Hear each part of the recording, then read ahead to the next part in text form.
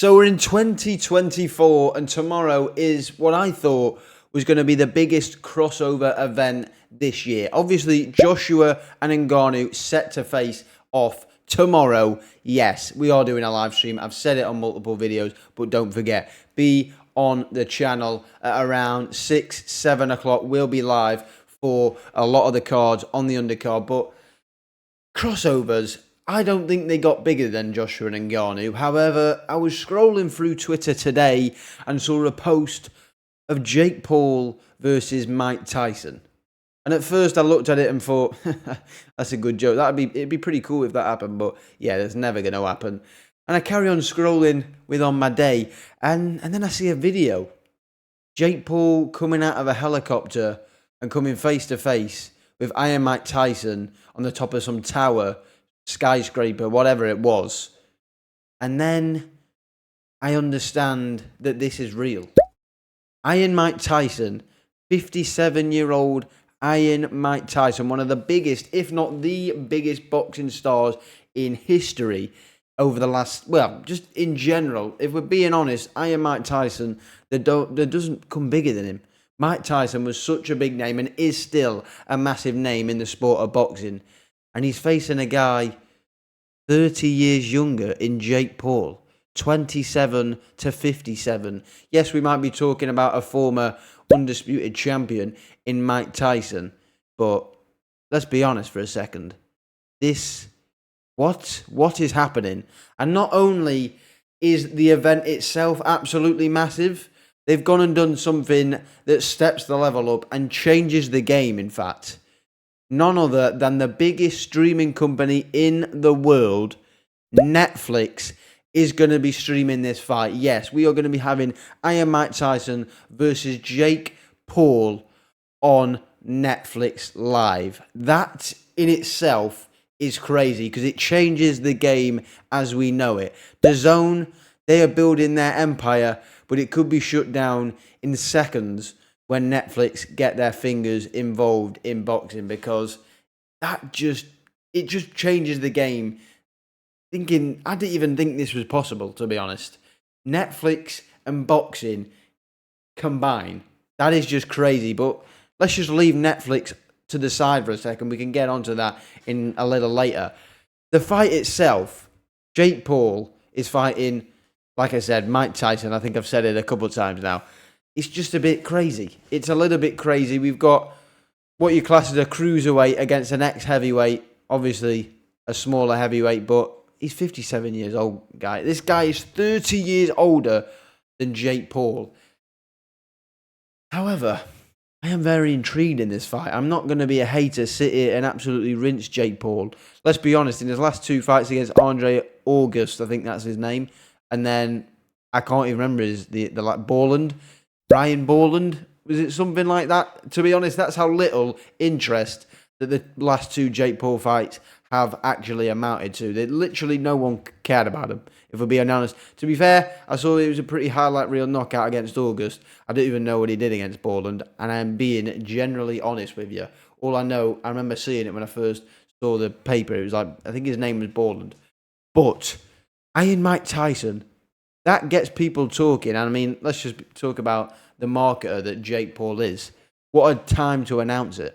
You've got all the rumbles about Anthony Joshua and Ngannou, which takes place tomorrow night. And he's just gone, ooh, well, actually, I'm going to announce this fight, this absolutely blockbuster fight that's going to be in an 80,000 capacity stadium in the US, by the way. I don't know if that'll get sold out. It'd be absolutely incredible if it does. But I wouldn't be surprised if they section off a lot of the ground, because 80,000.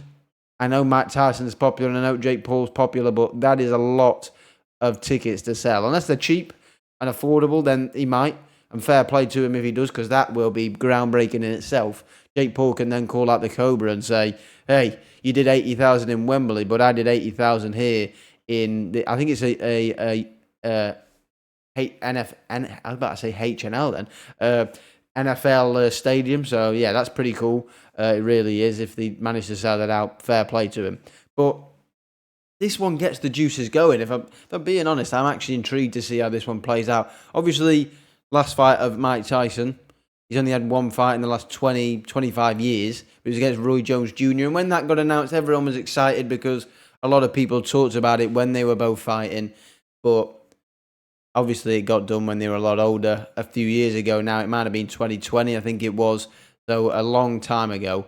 But I'm still intrigued. Iron Mike Tyson, at the end of the day, is Iron Mike Tyson. And he might be 57, and he probably struggling with all sorts physically because he just put his body through the absolute ringer. But to say that I'm not interested would be an absolute lie. I would definitely be watching this on Netflix, unless I've got to pay money for it. And then, well, let's just say I'll manage to watch it. That's all I'll say on that fact. But yeah, no one was interested in Jake Paul's previous fights, and I think maybe he's ditching the route of the traditional boxing. Maybe, obviously, he was saying that, you know what, I'm going to stop fighting these MMA fights, I'm going to fight the traditional and work my way up. I think he's probably realised to himself that maybe it's just a chance to go, you know what, this professional thing, yeah, it's good and all, I'm enjoying it, but at the end of the day, I want a bit of that. And fights like Iron Mike Tyson, even though they're absolutely crazy, and to be honest, it shouldn't be happening, and I'm hoping it's not a real fight. I hope it's like an expedition, because that sounds crazy, but I do worry about Mike Tyson's health. He is 57. He's nearly 60. This is you've got to start questioning what people are doing. But does it get the juices flowing, and will it sell tickets? Absolutely. Will people want to be interested in it? Absolutely.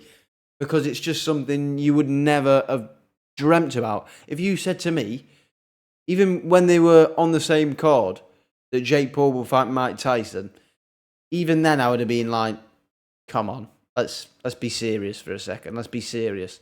And it's actually happening. And this is many years later. So it's just crazy. It really, really is. And I'm not the biggest Jake Paul fan, if I'm being honest, but I am interested in that fight. I don't care. I wouldn't want it to be a fight. I would prefer it to be an expedition, just because I don't want to see Mike Tyson coming out on a stretcher, because I just think it is a bit ridiculous at the same time as being interested. If I put my level head on, I'm like, can we just make sure it's safe and we're not going to be seeing anyone insanely hurt, because the age difference is a joke. Even though Mike Tyson is a former heavyweight champion of the world, is one of the best heavyweights to do it, let's just take the right precautions, if we're being honest. If I'm thinking in my head, let's just take the right precautions, make sure that we're not doing anything a bit sillier.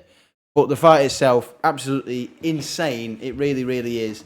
And then Netflix getting involved. Netflix getting involved is serious. It really is serious, because like I said at the start of the video, it does change the game.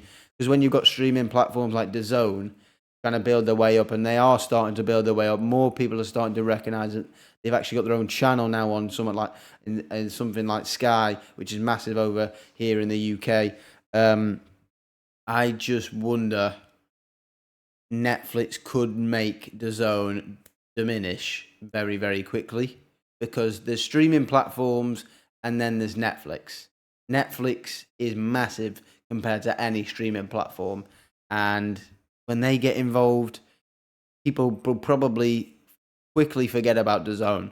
And maybe Eddie Hearn himself, even though I'm pretty sure they would have had a contract with DAZN, he'll probably be looking at that and going, Netflix. Imagine AJ on Netflix. Imagine AJ versus Fury on Netflix. The amount of people that would be able to watch that. You know what I mean? You know what the people... Eddie Hearn, at the end of the day, is a businessman. And he'll see that. Not only Eddie Hearn, Frank Warren, people in the America like Al Heyman, they will see that and go, oh, that's big. That is big. Netflix. That attracts a lot of eyes in the US, in Europe, over the world. It is literally global, and people will be watching that who probably wouldn't have watched a previous Jake Paul fight, maybe because that was on DAZN. Maybe they look at that and think, well, I can now watch that. I'm going to stick Netflix on, and I'm going to watch Iron Mike Tyson versus Jake Paul.